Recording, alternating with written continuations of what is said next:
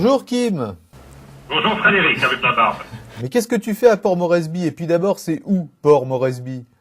Port Moresby, c'est la capitale de l'État indépendant de Papouasie-Nouvelle-Guinée, qui est la partie orientale de la grande île qui se trouve au nord de l'Australie.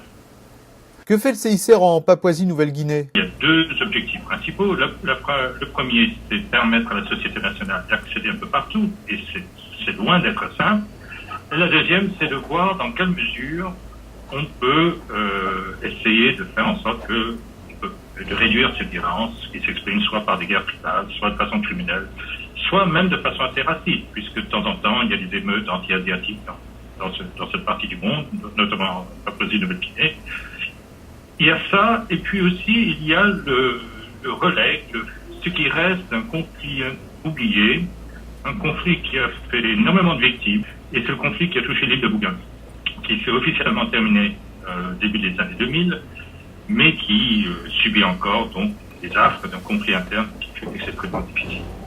Tu es amené à travailler dans des endroits très reculés, tu travailles en forêt, comment ça se passe? Absolument. J'étais à Bougainville, j'étais à Bougainville et j'étais dans ce qu'on appelle ici les Highlands, les hautes terres, où il y a effectivement énormément de conflits, ce qu'on appelle des conflits tribaux. Je me promène, je vais voir les gens, j'essaie de discuter avec eux. Il y a parfois un problème de langue, il y a quand même 800 langues dans ce pays. C'est presque un tiers ou un quart des langues répertoriées au monde. Chacun est divisé par de hautes vallées. Chaque tribu, chaque langue, chaque one talk, ça s'appelle one talk.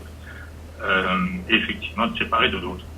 Et la dernière fois que je suis allé donc, dans les hautes terres, c'est un endroit qui s'appelle Clary, dans les Southern Highlands, où justement on va bientôt exploiter d'énormes réserves, gisements de gaz naturel, j'ai pris au plein milieu d'une guerre tribale complètement en insus, assez étonnant à voir. Les gens de chaque côté de la rue, habillés en costume traditionnel guerrier, c'est-à-dire beaucoup de plumes, beaucoup de peintures, des armes à feu fait maison, mais aussi des armes à feu, on présume, parce que je ne les ai pas vues, nettement moins fait maison. Et c'est des deux villages qui se tapaient dessus tranquillement depuis plusieurs mois. Il y a une culture de la vengeance, une culture de la vendetta, et ça, c'est quelque chose qui s'enflamme. Donc, les difficultés multiples. Donc, et surtout, cette difficulté d'accès et d'acceptabilité.